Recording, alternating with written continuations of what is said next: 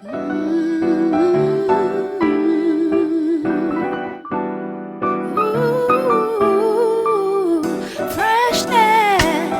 sweetness, happiness of the surrounding breeze.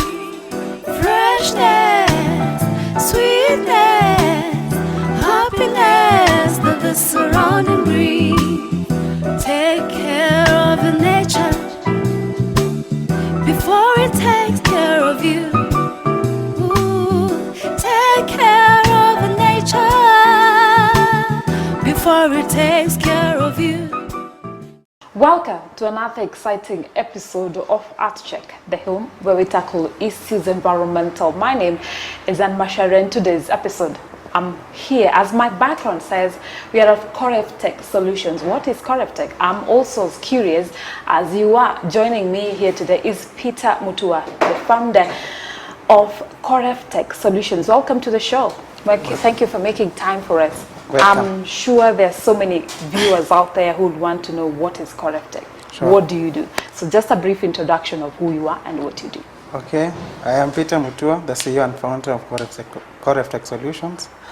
What we basically do at Koreff Solutions is that our company offers solar-powered cold rooms, which mainly prolong the shelf life of the perishable produce which comes from the farms. That is the fruits, vegetables, and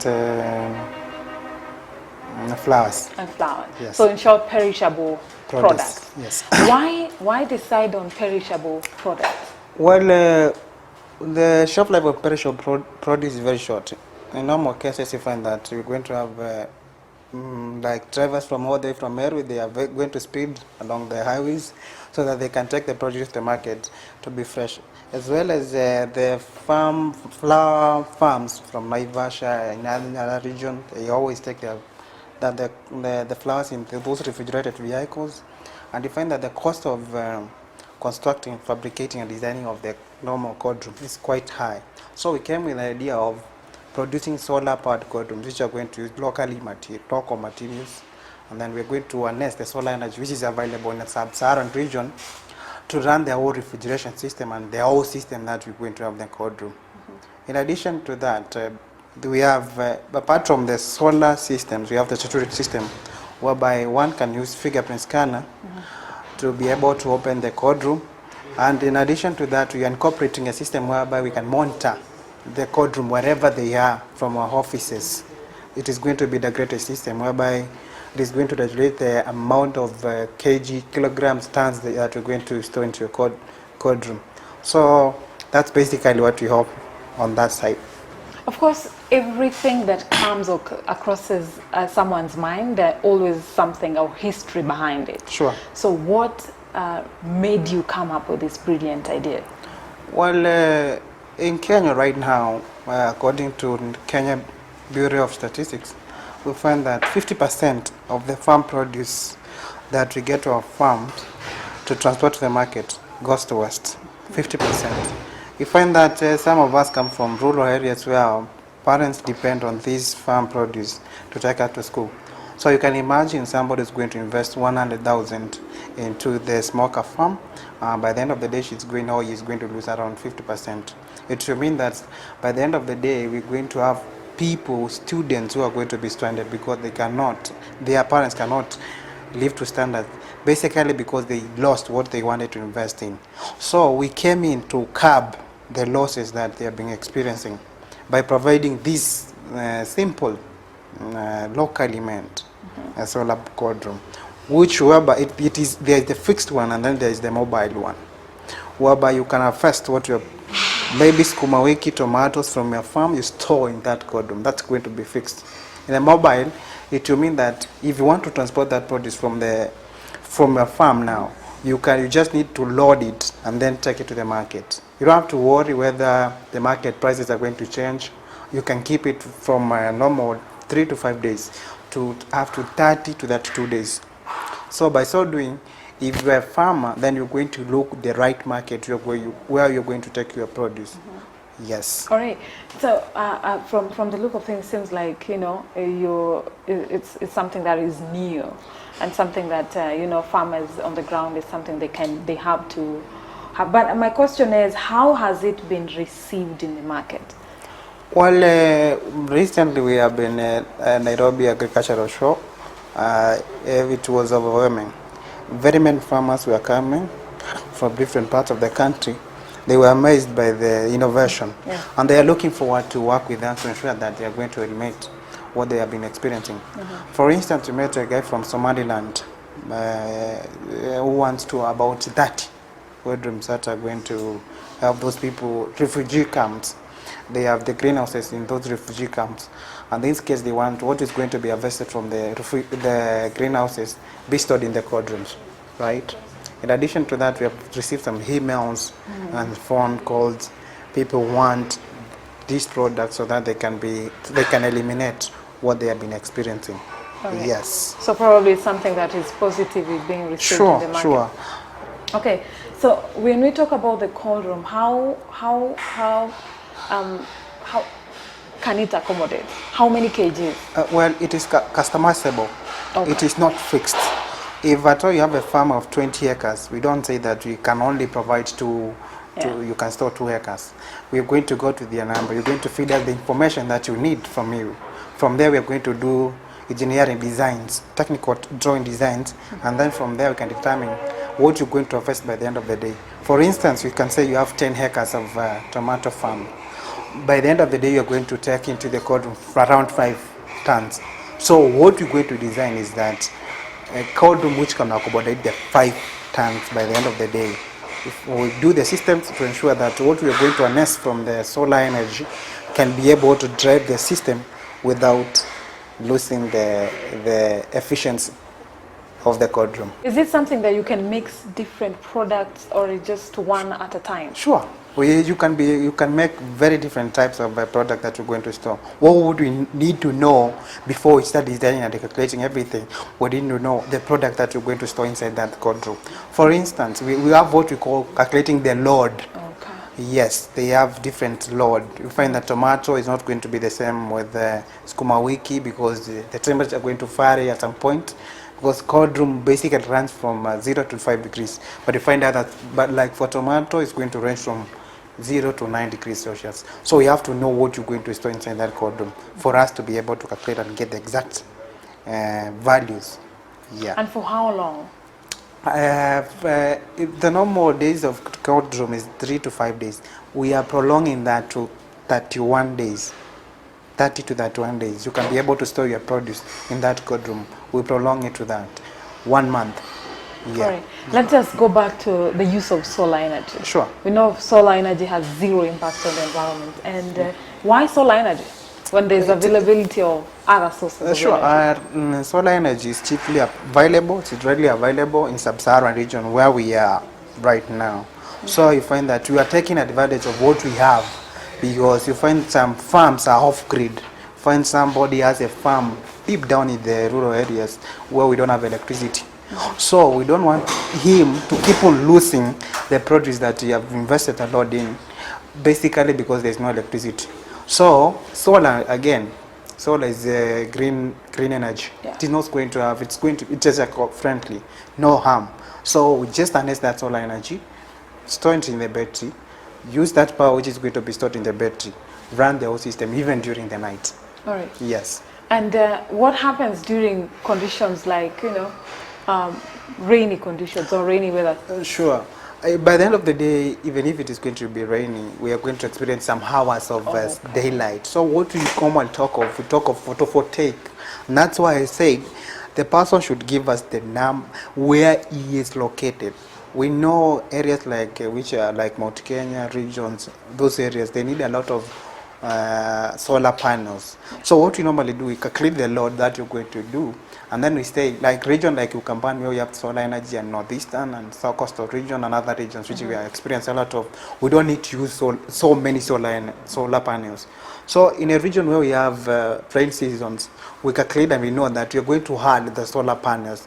So you find that the period that they are going to take to harness that solar energy is going to be shorter. You get me? Okay, yeah. Yeah. So if it is 3 hours, then we have solar panels, which are going to be many. They are going to cover up the less solar panels. Yeah. Oh, Yeah. all right. And how much is it solar power can it, be able to, in kilowatts? Is it in kilowatts? Yeah, yeah. Okay. Well, we have to understand the whole system. We have to know the condensing unit that you're going to use to drive the whole code through. Okay. So, for instance, if we say it is 2 horsepower or 3 horsepower or 1 horsepower, then from there now, we sit down as engineers. We sit down and calculate the kilowatts we need. Because one solar, we can, for instance, we can say we have that of 500 watts. We know if this system is going to be driven by 2 kilowatts, then we have to calculate like 6 solar panels, which are going to cover up. If you mix them, if you had that 500 multiplied by 6, you're going to get like 3 kilowatts. So that would be a system, that the solar panel will be able to drive the whole system of 1 kilowatt. So we have to do what we call solar sizing. What we have, the solar panels, the system, and the batteries that you're going to have in the entire system. Is this a product for the small scale farmers? Sure. It is customizable. If a farmer is going to produce like 5 kgs, 20 kilograms, and he or she want to store in the cold room, we just come with what you need for him or for her to store that produce. Basically, what we are trying to driving, we are trying to drive on food security, agenda number 2 in Kenyan government, that is the Jubilee government. Food security and nutrition. You find that even people in rural areas like Turkana, they are more nutrition because they don't even get fresh food. So what we are doing is that bring this produce, be able to store that fresh produce for quite long. Even if you pass by Githurai or other markets in Nairobi, you'll be tempted to, because the smell which is coming from the food which has already gone bad. It's only 3 to 4 days, and then the traders are going to experience that. So we are coming in to save Mama Boga, those small-scale farmers, the large-scale farmers, and large-scale, even those are exporting, hotel industries, supermarket, the product can be used in such cases. So we are driving on 2 SDGs, that is Sustainable Development Goals, that is eradicate hunger. And then the other thing is eradicate poverty. Yes. Okay. By using our produce, you can be able to achieve that. You talk about food security, and Sure. you've mentioned about areas that are, the ASALs, the arid and semi-arid lands. Do you think this can be able to deal with that? Yes, it can be able. In fact, through the help of IFSIOC in Kenyatta University, we ran a program of eradicating poverty, and then we were to engage farmers from Makueni County, whereby we constructed one which could accommodate 1.5 tons, and this is going to be used to store the fresh produce that they are going to get from their farms, or for the small scale traders who are going to buy or to look for the produce from other areas like in Nairobi. They go in other regions and then they buy. They can be able to store that fresh produce in that. Well, this is a product that all of you small-scale farmers to large-scale farmers must have, especially if you really want to make sure that your products get to the market fresh. This and much more after the break.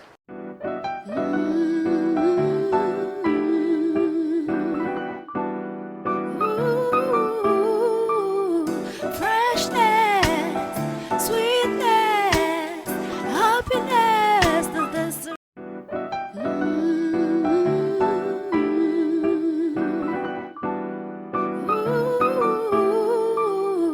Freshness, sweetness, happiness. Welcome back. Now, energy saving or anything to do with solar power really excites me, because this is a product or something that really has zero impact on the environment, and then I come across this product that exactly resonates with me. I'm sure this is something you'll learn. So Peter, we continue with the conversation with Peter. I'm sure you have other products that you guys are really into. Elaborate on that. Well, the company is still offering what we call solar water pumps. We have solar water heaters, and then we have what we call solar home installation systems, whereby we get a client, Then he's going to send us the information, or she's going to send us the information regarding the house where they want us to install the solar system. Then we do quotations. We email the quotation, and then we give them the terms and conditions on how they're going to pay, and then we go to that home, we do installation. We have done several all over in Makueni County, KUTV County, and Machakos County. In addition to that, we have what we call solar water pumps. You find that we have boreholes, and in this specifically we deal with what we call submersible pumps or booster pumps, which can, with using the solar energy, now it's going to drive the whole system, because they always look for sources of energy to drive the entire system. In this sense, then the system, we're going to have the solar system, the solar panel are going to be connected to the pump, and the submersible pump, which is going to be dipped into the borehole, and through that is going to calculate the distance. We know the horsepower of that pump, the energy that the pump has. So we have to do calculation, a little bit calculation, and need know the distance where the pump is going, can pump that water.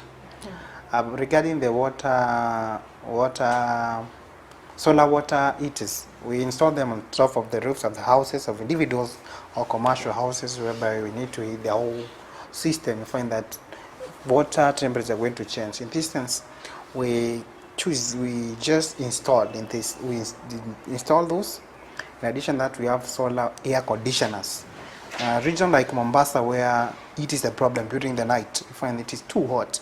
So we design, we fabricate, and then we install of solar air conditioners of temperatures around 18 to 20 degrees. Find that it's going to be, because in Mombasa temperatures are going to be very high, and coastal region they are going to be very high during the night. Not necessarily the regional condition region. We can do installation in other region. So if anybody is going to be interested, we are advising them, we go the solar way, because it's eco-friendly, it's readily available throughout the year, so there is no worry about that. And that's why you find very many industries, very many people, individuals and companies are going that way of solar energy. Right. Yes. You seem very confident, Peter, and which I'm very, I'm happy about. But let's talk about the elephant in the room, the cost of this. Sure. Okay. But what the cost is going to vary. This is not good, because you find that some will require container or refrigerated containers. So it is not going to be fixed as a site, because it's customizable. You find a farmer of 5 kgs, we cannot say it is going to be 100,000. So for instance, for a cold room of which is going to accommodate around 1.5 tons, that's going to go for around 500,000.